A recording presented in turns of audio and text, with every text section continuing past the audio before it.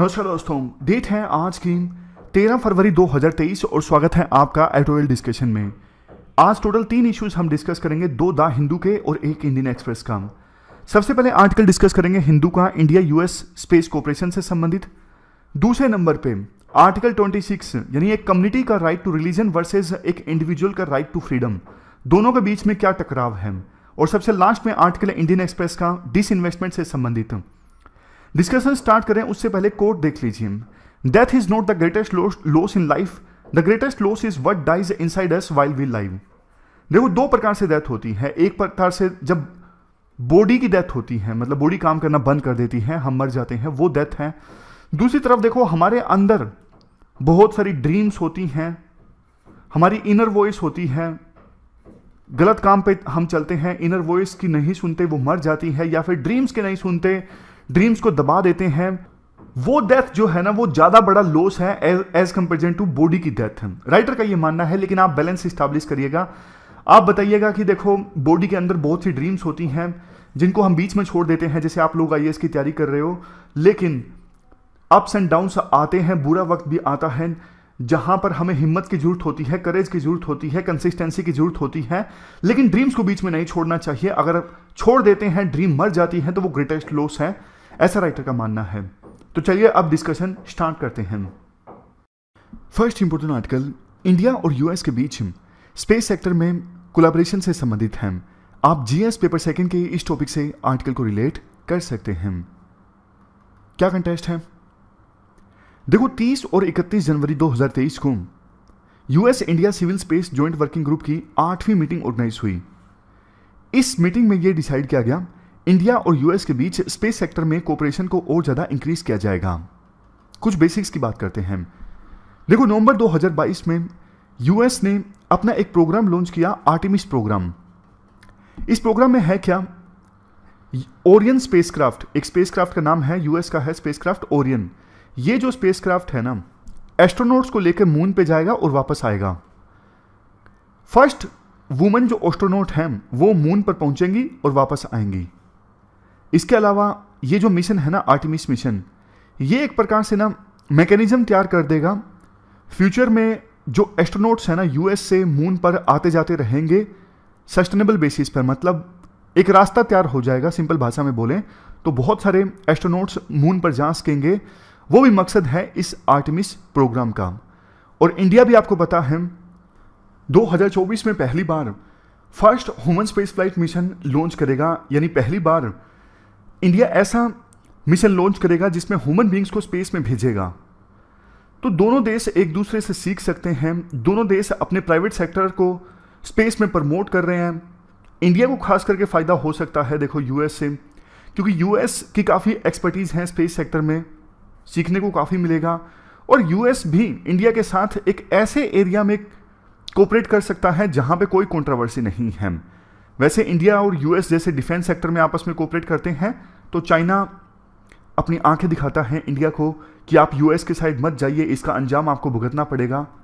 तो ये सारी चीज़ें हैं, ये हमने इंट्रोडक्शन में डिस्कस की। बट देखो, राइटर ये कहते हैं चीज़ें इतनी आसान नहीं हैं। आसान देखो इसलिए नहीं है क्योंकि यूएस ना स्पेस में ऑलरेडी इंडिया से बहुत आगे है। यूएस के पास ना कोई बहुत बड़ा इंसेंटिव नहीं है इंडिया के साथ कोऑपरेट करने के लिए। जैसे देखो, मैं आपको एग्जांपल देता हूं। एक कोई यूट्यूबर है जिसके 10 मिलियन सब्सक्राइबर हैं, जो काफ़ी सालों से यूट्यूब पर है, उसको सारी प्रैक्टिसेस पता है। एक नया यूट्यूबर है जिसके अभी अभी 1 लाख सब्सक्राइबर हुए हैं। तो ना 10 मिलियन सब्सक्राइबर वाला जो यूट्यूबर है ना, वो 1 लाख वाले यूट्यूबर से कोऑपरेट करे, आपस में उसको सीखने को बहुत कम मिलेगा। अब कहने को देखो आइडियलिस्टिक चीज़ें हैं, बोल सकते हैं कि देखो हर इंसान को एक दूसरे इंसान से सीखने को मिलता है, वो बात सही है, बट बहुत ज़्यादा सीखने को नहीं मिलता ना। जबकि 1 लाख वाले यूट्यूबर को बहुत ज़्यादा सीखने को मिलेगा 10 मिलियन वाले यूट्यूबर से। वही केस इंडिया और यूएस के साथ है। मान लीजिए यूएस के जो सब्सक्राइबर हैं वो 10 मिलियन हो गए हैं और इंडिया के अभी 1 लाख हुए हैं। इंडिया पूरे साल में इसरो कितने मिशंस लॉन्च करता है, कितने सैटेलाइट्स लॉन्च करता है? 10 सैटेलाइट्स के आसपास, जिसमें से सारे सफल भी नहीं होते। जबकि देखो, यूएस की एक स्पेसएक्स कंपनी है इलोन मस्क की, वो अकेला उसने 2022 में 61 सैटेलाइट्स लॉन्च किए। मतलब जितना इसरो लॉन्च करता है पूरे साल में, उतना तो यूएस की एक कंपनी स्पेस एक्स उससे 6 गुना ज़्यादा लॉन्च कर देती है। समझ गए? आज के समय में यूएसए के सबसे ज़्यादा सैटेलाइट्स हैं जो अर्थ ऑर्बिट में हैं। आज के समय में यूएसए का स्पेस में जो प्राइवेट सेक्टर है ना, वो इतने ज़्यादा पावरफुल कंपनीज हो गई हैं, वो खुद से इंटरनेशनल स्पेस स्टेशन को रिप्लेस करने की कोशिश कर रही हैं। मतलब उनका लक्ष्य है कि 2030 आते आते इंटरनेशनल स्पेस स्टेशन को रिप्लेस कर दिया जाए। इंटरनेशनल स्पेस स्टेशन देखो एक प्रकार से सैटेलाइट ही है जो अर्थ के लोअर ऑर्बिट में है, जो स्पेस में एक साइंटिफिक लेबोरेटरी का काम करता है। तो इसे यूएस की प्राइवेट कंपनीज छोटे छोटे स्पेस स्टेशन से रिप्लेस करेंगी, क्योंकि ये जो इंटरनेशनल स्पेस स्टेशन है ना, पुराना होने वाला है। अब इसका जो लाइफ स्पैन था वो खत्म होने वाला है। पॉइंट का मतलब देखो ये है, जो यूएस की कंपनीज है ना वो काफ़ी एडवांस्ड हैं। जहां इंडिया का फोकस ज़्यादा सैटेलाइट्स लॉन्च करने पर है अर्थ के ऑर्बिट्स में, चाहे वो जियो स्टेशनरी, जियो सिंक्रोनस ऑर्बिट हो या फिर लोअर अर्थ ऑर्बिट हो, लेकिन यूएस का फोकस है मून पर फिलहाल के समय में। उसका एग्जाम्पल है आर्टेमिस प्रोग्राम कि मून पर एस्ट्रोनॉट्स को भेजा जाए, वापस लाया जाए। तो दोनों देशों की जो स्पेस सेक्टर में प्रायोरिटीज हैं वो अलग अलग हैं। इसके अलावा स्पेस को कैसे गवर्न किया जाए उस पर भी डिफरेंसेस हैं इंडिया और यूएस के बीच। इंडिया का ये कहना है स्पेस में वेपन्स का इस्तेमाल नहीं होना चाहिए। यूएस का इस पे अलग डिफरेंस है। यूएस इसमें एज हासिल करना चाहता है चाइना से। तो ना सिर्फ स्पेस बल्कि दूसरी जो बॉडीज हैं जैसे मून है, दूसरे प्लैनेट्स हैं, उनको कैसे गवर्न किया जाए, वहां पर यूएस रिसोर्सेज हासिल करना चाहता है, जबकि इंडिया इससे इत्तेफाक नहीं रखता। दोनों देशों के डिफरेंसेस हैं स्पेस को गवर्नेंस को लेके। तो देखो जब प्रायोरिटीज अलग हैं दोनों देशों की, एडवांसमेंट का लेवल अलग अलग है, तो दोनों देश कैसे कोऑपरेट करेंगे आपस में? इसका सॉल्यूशन राइटर देते हैं। वो कहते हैं कि दोनों देशों के एकेडमिक्स में, फॉर एग्जांपल यूनिवर्सिटीज में कोऑपरेशन होना चाहिए, प्राइवेट सेक्टर्स में कोऑपरेशन होना चाहिए, जैसे इंडिया की कंपनी यूएस की कंपनी दोनों मिलकर किसी मिशन को लॉन्च करें। स्टेट लेड एंटिटीज जैसे इंडिया का इसरो है, यूएसए का नासा है, दोनों आपस में कोऑपरेट करें। तो इस प्रकार से कोऑपरेशन हो सकता है। जैसे हाईली स्पेशलाइज्ड प्रोजेक्ट है NASA ISRO synthetic aperture radar mission, मतलब अर्थ को ऑब्जर्व करने के लिए रडार पर काम कर रही हैं दोनों देशों की स्पेस एजेंसीज। अब इसके अलावा और क्या हो सकता है? राइटर ना एक नया सॉल्यूशन प्रेजेंट करते हैं। नया सॉल्यूशन देखो ये है, इंडिया की स्पेस एजेंसी इसरो और यूएसए की प्राइवेट कंपनीज के बीच में कोऑपरेशन हो सकता है। पहले हम बात कर रहे थे इसरो और नासा के बीच में, लेकिन अब राइटर बात कर रहे हैं एक तरफ एक देश की स्पेस एजेंसी और दूसरे देश की private companies. For example India की स्पेस एजेंसी इसरो और यूएसए की प्राइवेट कंपनी स्पेस एक्स। एक एग्जांपल भी देते हैं। हमें देखो ट्रेंड एस्ट्रोनॉट्स की आवश्यकता है जो स्पेस में जा सकें, तो यूएसए की प्राइवेट कंपनीज इसमें मदद कर सकती हैं इंडिया के एस्ट्रोनॉट्स को ट्रेन करने में। इससे इंडिया जो अभी अपनी डिपेंडेंसी है रशिया के ऊपर एस्ट्रोनॉट्स की ट्रेनिंग को लेके, वो डिपेंडेंसी इंडिया कम कर सकता है। इसके अलावा देखो हाल ही में इसरो ने जो एक नई कंपनी बनाई थी ना, न्यू स्पेस इंडिया लिमिटेड। इस न्यू स्पेस इंडिया लिमिटेड का काम ये होता है, मान लीजिए आपको कोई सैटेलाइट लॉन्च करवाना है, तो आप जाओ न्यू स्पेस इंडिया लिमिटेड के पास कि भैया हमें ये सैटेलाइट लॉन्च करवाना है, आपके पास लॉन्च सर्विसेज है, रॉकेट है, बताओ कितने में लॉन्च करेंगे। वो बोलते हैं हम 10 करोड़ में लॉन्च करेंगे। ये काम है न्यू इंडिया स्पेस लिमिटेड का। तो इसरो की जो ये कॉमर्शियल आर्म है ना, न्यू इंडिया स्पेस लिमिटेड, ये भी काफ़ी कोऑपरेशन कर सकती हैं यूएस की प्राइवेट कंपनीज के साथ में। ये एक नया तरीका हो सकता है इंडिया और यूएस के बीच में कोऑपरेशन को और ज़्यादा इंक्रीज करने का। पूरा आर्टिकल हमने डिस्कस किया, चलते हैं आगे। इसके बाद नेक्स्ट आर्टिकल, एक कम्युनिटी का जो राइट होता है, राइट टू रिलीजन, जो आर्टिकल 26 में साफ साफ दिया हुआ है, to establish maintain institutions for religious and charitable purposes, to manage its own affairs in matter of religion. इस लाइन पे ध्यान दीजिएगा, अपने रिलीजन संबंधित अफेयर्स को खुद से मैनेज करना। तो ये कम्युनिटी का राइट है अपने धर्म को अपने हिसाब से मैनेज करना। तो एक तरफ देखो ये राइट है, दूसरी तरफ इंडिविजुअल फ्रीडम वाला राइट है। दोनों के बीच में टकराव होता है तो कौन जीतना चाहिए, किसकी चलनी चाहिए, कौन से राइट को प्रायोरिटी देना जरूरी है, ये एक बहुत इंपॉर्टेंट इश्यू है। सबरीमाला टेम्पल केस में भी ये सामने आया था, जब एक निश्चित एज ग्रुप की महिलाओं को सबरीमाला टेम्पल जाने से रोका जा रहा था। तो एक तरफ देखो रिलीजियस राइट था कि हम अपने हिसाब से धर्म को मैनेज करना चाहते हैं, दूसरी तरफ इंडिविजुअल फ्रीडम का राइट था। तो ये जो इशू है ना काफी पुराना है। मैं आपको पूरी स्टोरी, पूरा बैकग्राउंड बताता हूं। देखो 1949 में ना एक एक्ट आया था, Bombay prevention of x communication act 1949। X communication का मतलब होता है किसी का बहिष्कार करना। पहले देखो ये जो वर्ड है ना सिर्फ चर्च के संदर्भ में यूज होता था। चर्च ना किसी पर्सन का बहिष्कार कर देती थी कि आप इस चर्च में नहीं आ सकते, आप यहां पे आके प्रार्थना नहीं कर सकते। लेकिन बाद में अलग अलग कम्युनिटीज के संदर्भ में इस वर्ड का इस्तेमाल होने लगा। कोई भी रिलीजियस कम्युनिटी हो उसके संदर्भ में इस वर्ड का इस्तेमाल किया जाता है। एक्स कम्युनिकेशन मतलब बहिष्कार। तो कोई रिलीजियस ग्रुप किसी इंडिविजुअल को अपने ग्रुप से ना निकाल सके, उसे रोकने के लिए यह एक्ट आया था 1949 में। लेकिन इसके खिलाफ ना सुप्रीम कोर्ट में पिटीशन फाइल की गई। केस था Sardar Syedna Tahir Saifuddin versus state of Bombay. इसमें ना जो लीडर है ना दाऊदी बोरा कम्युनिटी के, उनका नाम है दाई उल मुतलक। इन्होंने सुप्रीम कोर्ट से यह कहा कि मैं दाऊदी बोरा कम्युनिटी का लीडर हूं। अब इस कम्युनिटी ने ना मुझे पावर दी है, मैं किसी भी पर्सन को अपनी कम्युनिटी से बाहर निकाल सकता हूं। तो ये जो एक्ट है ना ये आर्टिकल 26 के अगेंस्ट है, क्योंकि हमारी दाऊदी बोरा कम्युनिटी जो है ना उसका रिलीजियस अफेयर इसी प्रकार से चलता है। उन्होंने पावर मुझे दे दी है, तो मेरे पास पावर है।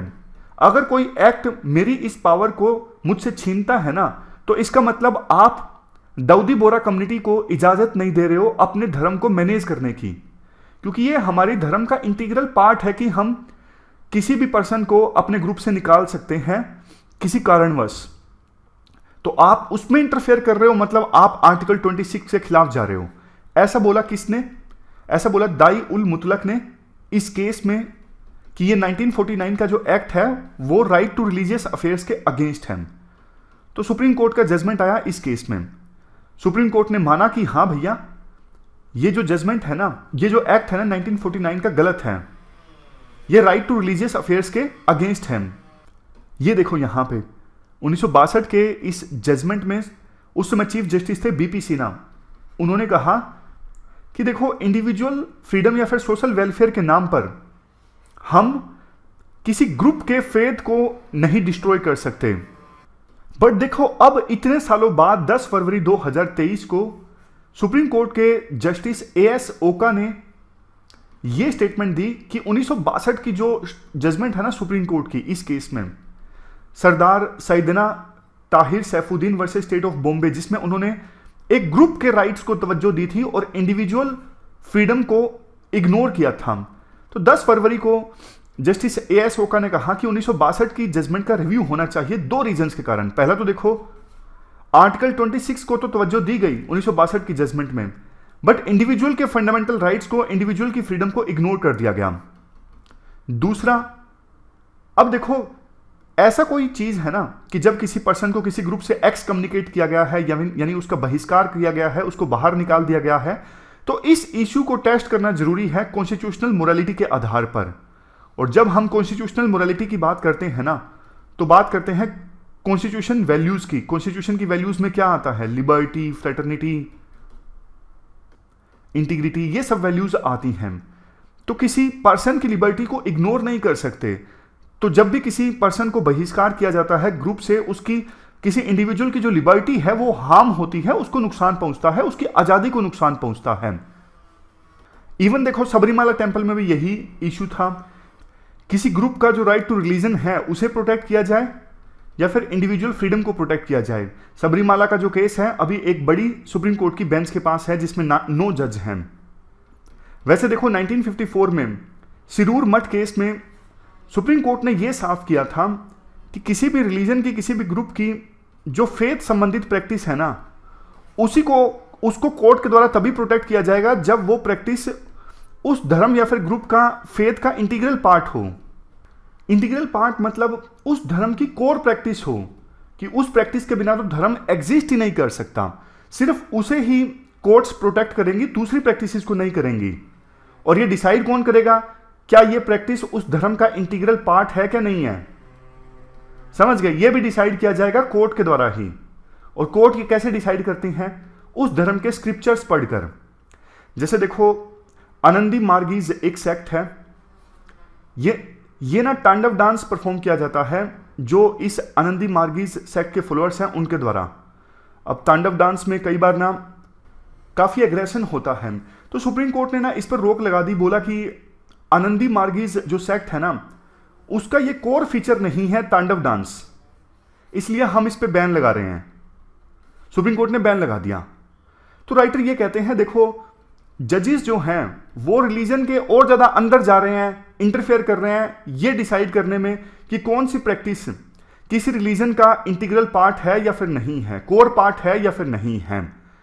होना यह चाहिए था कि कोर्ट्स ना ये देखें कि किसी धर्म की अगर कोई प्रैक्टिस है, फॉर एग्जाम्पल यही मान लीजिए कि दाऊदी बोरा कम्युनिटी के द्वारा किसी पर्सन को एक्सकम्युनिकेट किया जाता है, उसका बहिष्कार किया जाता है, तो ये देखिए उस धर्म की प्रैक्टिस से क्या किसी की इंडिविजुअल फ्रीडम को हार्म पहुंच रहा है, क्या कंसिक्वेंस हो रहे हैं उस धर्म की प्रैक्टिस से इंडिविजुअल फ्रीडम पर।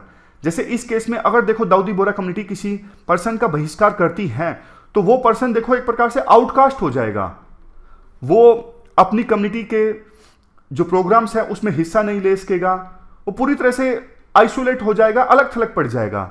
ये तो एक प्रकार से अनटचेबिलिटी वाली बात हो गई, उससे कोई बात नहीं करेगा, उसके साथ कोई व्यवहार नहीं रखेगा। तो ये तो आर्टिकल 17 में अनटचेबिलिटी पर तो बैन लगाया गया है ना। तो किसी पर्सन को अब बहिष्कार करना ये एक प्रकार से अनटचेबिलिटी के समान है, इंडिविजुअल फ्रीडम को कॉम्प्रोमाइज करता है, उसकी डिग्निटी के अगेंस्ट है। इसलिए दाऊदी बोरा की जो ये प्रैक्टिस है दाऊदी बोरा कम्युनिटी की, उसे आप अलाउ नहीं कर सकते। आप इस प्रकार से देखिए कि किसी ग्रुप की जो प्रैक्टिस है ना उससे इंडिविजुअल फ्रीडम को कितना नुकसान पहुंच रहा है, उससे आपको पता लगेगा कि दोनों राइट्स के बीच में कैसे बैलेंस स्टैब्लिश करना है। एक तरफ किसी ग्रुप का राइट टू रिलीजन जो कि ग्रुप राइट है, दूसरी तरफ इंडिविजुअल फ्रीडम, दोनों के बीच में बैलेंस कैसे स्टैब्लिश करना है वो आप देखिए, ना कि एक को रखिए दूसरे के ऊपर। तो ये पूरा आर्टिकल हमने डिस्कस किया रिलीजियस फ्रीडम से संबंधित। अब चलते हैं आगे। अगला जो हमारा आर्टिकल है वो डिसइन्वेस्टमेंट से संबंधित है। क्या कंटेक्स्ट है देखो, इस साल के बजट यानी 2023-24 के बजट में गवर्नमेंट ने टारगेट रखा है कि हम 51,000 करोड़ का रेवेन्यू हासिल करेंगे डिसइन्वेस्टमेंट से। ये जो टारगेट है पिछले साल के बजट से ऑलमोस्ट 21% कम है, और पिछले 7 सालों में डिसइन्वेस्टमेंट का जो टारगेट है सबसे कम है। आगे बढ़े उससे पहले आप ये बता दीजिए डिसइन्वेस्टमेंट का मतलब क्या है, अगर आंसर में लिखना हो तो। देखो सरकार की जो एसेट्स होती है ना, जैसे कोई पीएसयू है या फिर कोई सरकारी कंपनी है, इसमें सरकार अपनी हिस्सेदारी को बेच देती है। फॉर एग्जांपल अभी 100% हिस्सेदारी है सरकार की किसी पीएसयू में, लेकिन सरकार कहती है कि मैं अपनी हिस्सेदारी को कम करना चाहती हूँ, 90% रखूंगी, 10% किसी प्राइवेट कंपनी को बेच दूंगी। तो ये है डिसइन्वेस्टमेंट। इससे सरकार को रेवेन्यू मिलता है, सरकार ने अपनी हिस्सेदारी बेच दी किसी दूसरी कंपनी को। हाँ देखो एक बात याद रखिएगा, प्राइवेटाइजेशन और डिसइन्वेस्टमेंट में डिफरेंस है। डिसइन्वेस्टमेंट में सरकार अपनी हिस्सेदारी को कम करती है, बेच देती है दूसरी कंपनीज को। प्राइवेटाइजेशन में सरकार मैनेजमेंट राइट्स भी दे देती है। पहले कंपनी को चलाने के यानी पीएसयू को चलाने के राइट सरकार के पास थे, अब सरकार ने वो राइट्स भी किसी दूसरी कंपनी को दे दिए। वो प्राइवेटाइजेशन होता है, वो अक्सर तब होता है जब सरकार अपनी हिस्सेदारी 50% से ज्यादा बेच देती है। अब क्वेश्चन ये उठता है सरकार डिसइन्वेस्टमेंट करती क्यों है? सीधी सी बात है, पहली चीज सरकार को पैसा मिलता है डिसइन्वेस्टमेंट से, तो इससे सरकार अपने फिस्कल डेफिसिट को कम कर सकती है। कर्ज अगर सरकार ने लिया है तो कर्ज चुका सकती है। डिसइन्वेस्टमेंट में कई बार प्राइवेट कंपनीज को ओनरशिप भी जाती है, तो प्राइवेट कंपनीज के पास ओनरशिप जब आती है तो अच्छी बात है। एक तो देखो इससे कंपटीशन बढ़ता है, दूसरा अगर पीएसयूज में जनता के भी शेयर्स हैं तो अच्छी बात है। कई बार डिसइन्वेस्टमेंट से सरकार को जो पैसा मिलता है वो सोशल प्रोग्राम्स के लिए यूज किया जाता है, या फिर किसी स्पेसिफिक प्रोजेक्ट के लिए भी यूज किया जाता है। डिसइन्वेस्टमेंट की शुरुआत देखो इंडिया में हुई 1991-92 में एलपीजी रिफॉर्म्स के बाद। उस समय 1991-92 के बजट में 31 सिलेक्टेड पीएसयूज को डिसइन्वेस्ट किया गया था 3038 करोड़ के लिए। और डिसइन्वेस्टमेंट जो वर्ड है ना पहली बार इस्तेमाल किया गया था 1991 के इंटरिम बजट में। बाद में देखो रंगाराजन कमेटी आई 1993 में, जिसने कहा कि और बहुत ज्यादा डिसइन्वेस्टमेंट का स्कोप है जो कि हम कर सकते हैं। अलग अलग पीएसयूज में सरकार अपनी हिस्सेदारी को कम कर सकती है। एक नया डिपार्टमेंट इस्टेब्लिश किया गया 1999 में, डिपार्टमेंट ऑफ डिसइन्वेस्टमेंट। बाद में 2001 में मिनिस्ट्रीज भी इस्टेब्लिश की गई अलग से, मिनिस्ट्री ऑफ डिसइन्वेस्टमेंट। लेकिन जब यूपीए की सरकार आई तो इस मिनिस्ट्री को बंद कर दिया और 2016 में अलग से एक डिपार्टमेंट बना जिसका नाम दिया गया department of investment and public asset management. अब जो ये डिपार्टमेंट है ना, department of investment and public asset management, ये एक नोडल डिपार्टमेंट है डिसइन्वेस्टमेंट के लिए। Over the period of years देखो ये टारगेट्स हैं, कितना सरकार ने रखा, कितना अचीव हुआ। यहां पर देखो 2010-11 में सरकार ने जो टारगेट रखा उसका 57% अचीव हुआ, फिर 45%, 86%। यहां पर देखिए 2017-18 में सरकार ने टारगेट रखा था हमें डिसइन्वेस्टमेंट से 72,500 करोड़ हासिल होंगे, हुए 1 लाख करोड़ हासिल, यानी जितना टारगेट था उसका 138% सरकार ने अचीव किया। तो ये डेटा कुछ आप यूज कर सकते हो आंसर्स में। इसके बाद देखो राइटर कहते हैं मई 2020 में जब सरकार ने आत्मनिर्भर भारत पैकेज लॉन्च किया ना, तो उसमें सरकार ने एक बात कही थी कि हमारी पॉलिसी ये है कि सरकार का बिजनेस में कम रोल होना चाहिए, प्राइवेट सेक्टर का जो पार्टिसिपेशन है वो ज़्यादा होना चाहिए पीएसयूज में, और सरकार का इन्वॉल्वमेंट बिजनेस में कम होना चाहिए। सरकार ने उसमें नेशनल मोनेटाइजेशन पाइपलाइन को लॉन्च किया था। इसका मकसद ये था कि बहुत सारी पीएसयू की जो एसेट है ना वो अनयूटिलाइज्ड हैं, उनको अभी तक यूज नहीं किया जा रहा है, उनको नए नए तरीके से यूज किया जाए और रेवेन्यू कमाया जाए सरकार के लिए। अब ना कुछ चैलेंजेस की बात की जाती है डिसइन्वेस्टमेंट से संबंधित। पहला देखो, कई बार क्या होता है प्रॉफिट मेकिंग और डिविडेंड पे करने वाले पीएसयूज को अगर बेचा जाता है तो इससे सरकार को ना रेगुलर इनकम का लॉस हो जाता है। ये तो वही बात हुई ना कि एक सोने की मुर्गी है, उससे आपको एक पंख मिलता है रेगुलरली, रेगुलर इनकम मिलती है, उसको एक ही बार में आपने बेच दिया और सारे पंख एक ही साथ ले लिए। ये गलत अप्रोच है। जो प्रॉफिट वाले पीएसयूज हैं उनको नहीं बेचना चाहिए। दूसरा, अगर सरकार देखो ये कहती है कि हम पीएसयूज को डिसइन्वेस्टमेंट करके एफिशिएंसी इंप्रूव करना चाहते हैं, तो ये पॉसिबल नहीं है, क्योंकि बहुत बार सरकार ना अपनी हिस्सेदारी 51% से ज्यादा रखती है। कंट्रोल तो सरकार के पास ही है ना, तो जैसा कल्चर पहला चल रहा है कल्चर सेम रहता है, बस प्राइवेट इन्वेस्टमेंट इंक्रीज हो गई, सरकार की जो हिस्सेदारी है वो कम हो गई, लेकिन इनएफिशिएंसी तो पहले की जैसी ही है ना, ये दिक्कत है। और कई बार ऐसा होता है कि इवन सरकार जब अपनी हिस्सेदारी 51% से कम कर लेती है ना, तो भी इनडायरेक्ट कंट्रोल सरकार के पास ही रहता है। कैसे? जैसे फॉर एग्जांपल सरकार ने अपनी हिस्सेदारी कम कर ली, 27% कर ली, लेकिन एक्स्ट्रा हिस्सेदारी 26% किसी सरकार की ही कंपनी के पास है, फॉर एग्जांपल एलआईसी के पास है, तो इनडायरेक्टली एलआईसी पर सरकार का ही कंट्रोल है ना। तो इनडायरेक्ट भी सरकार हिस्सेदारी कम करके भी 51% से हिस्सेदारी कम कर ली, फिर भी इनडायरेक्टली उस पीएसयू को कंट्रोल करती रहती है। बहुत बार ऐसा होता है। नेक्स्ट, जो डिसइन्वेस्टमेंट की प्रोसेस है ना, वो ब्यूरोक्रेटिक कंट्रोल उस पर बहुत ज्यादा है। ब्यूरोक्रेट डरते हैं कि पीएसयू अगर कम पे बिक गया तो कल को हम पे बात आएगी, तो वो फाइलों पे बैठे रहते हैं, वो टाइमली डिसीजन नहीं लेते और लॉसेस जो है पीएसयू के वो बढ़ते रहते हैं। नेक्स्ट पॉइंट, बहुत सारे पीएसयूज, ऑयल पीएसयूज का डिसइन्वेस्टमेंट होता है तो ये नेशनल सिक्योरिटी के अगेंस्ट है, क्योंकि कुछ पीएसयूज तो देखो ऐसे जरूर होने चाहिए जो देश की सिक्योरिटी को इंश्योर करें, एनर्जी सिक्योरिटी को, कम्युनिकेशन सिक्योरिटी को। सबको सरकार बेच देगी तो कल को ना सरकार का कंट्रोल ही नहीं होगा एनर्जी पर और दूसरे कम्युनिकेशन पर, दूसरे इंपॉर्टेंट रिसोर्सेज पर, तो कुछ सेक्टर्स में पीएसयूज का होना जरूरी है। नेक्स्ट देखो, जो लॉस मेकिंग पीएसयूज है ना वो इन्वेस्टमेंट अट्रैक्ट नहीं करते, क्योंकि इन्वेस्टर्स का परसेप्शन ये होता है कि सरकार हम पर मतलब थोप रही है ये पीएसयूज, तो इन्वेस्टर्स अपना इंटरेस्ट दिखाते ही नहीं है। वो सोचते हैं कि ये लॉस मेकिंग पीएसयूज हैं, इनमें इन्वेस्ट करके हम क्यों लॉस को बियर करें। नेक्स्ट, सरकार कई बार कहती है कि हम डिसइन्वेस्टमेंट करके पब्लिक मोनोपोलीज को खत्म करना चाहते हैं, लेकिन देखो पब्लिक मोनोपोली खत्म हो गई तो फिर प्राइवेट मोनोपोली स्टैब्लिश हो जाएगी, कुछ कंपनीज रह जाएंगी जैसे अदानी, अंबानी। उसको रोकने के लिए कुछ करे सरकार कि पब्लिक मोनोपोली खत्म हो तो इसके साथ साथ प्राइवेट मोनोपोली स्टैब्लिश ना हो। लास्ट में ना कुछ रिकमेंडेशंस दी जाती हैं, रिकमेंडेशंस और वे फॉरवर्ड। जैसे नीति आयोग ने ना डिसइन्वेस्टमेंट संबंधित प्रपोजल में कहा था कि ये proposals directly cabinet committee on economic affair के पास आने चाहिए, ना कि रिस्पेक्टिव मिनिस्ट्री के पास में। दूसरा, गवर्नमेंट ना डिसइन्वेस्टमेंट के लिए ना एडवाइजर और एसेट वैल्यूअर से कंसल्ट करे, जो सरकार को एडवाइस करे कि कब आप पीएसयू को बेच सकते हो, कितने रेट में। इंडिपेंडेंट प्रोफेशनल एजेंसी होनी चाहिए जो एसेट मोनेटाइजेशन प्रोग्राम को स्पीड अप करे, जैसे जो नेशनल मोनेटाइजेशन पाइपलाइन है ना, सरकार ने जिसमें कहा था कि हम पीएसयू के एसेट को जो अनयूटिलाइज्ड है उसे यूटिलाइज करेंगे, उससे रेवेन्यू कमाएंगे, वो प्रोग्राम कुछ खास चल नहीं रहा है। तो इंडिपेंडेंट प्रोफेशनल एजेंसी को सरकार को हायर करना चाहिए। अब कुछ वे फॉरवर्ड में कहा जाता है कि पीएससीज जो है, पब्लिक सेक्टर एंटरप्राइजेज, उनकी सरकार ऑटोनॉमी इंक्रीज करे ताकि वो अपने फैसले खुद से ले सकें, वहां पे गवर्नेंस अच्छी आए। इसके लिए उनको ना लिस्ट किया जा सकता है। शेयर मार्केट में जब लिस्ट किया जाता है ना, जैसे बॉम्बे स्टॉक एक्सचेंज में, तो उस पीएसयू को फिर वो सारी डिटेल्स पब्लिक के सामने रखनी होगी, तो ट्रांसपेरेंसी आती है इससे।